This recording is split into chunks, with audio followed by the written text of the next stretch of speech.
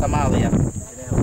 On behalf of Garsale community, we are demanding schools, wells, and mosques in order to live on the same footing as the rest of Muslims on earth.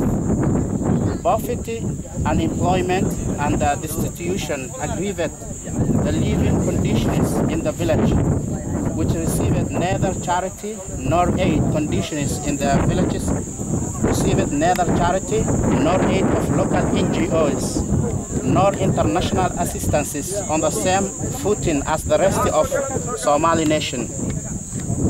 Without Danish Muslim aid and the others would be starved to death.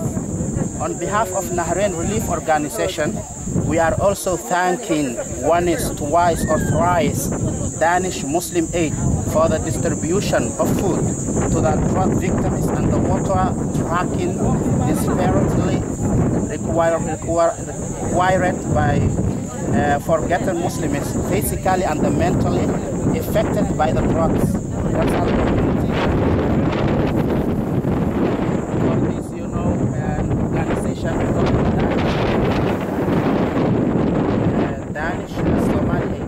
Danish Muslim aid and contribution, and I encourage you and the other Somali communities who are outside these, wretched people in order to live in a good life. That's all. Thank you.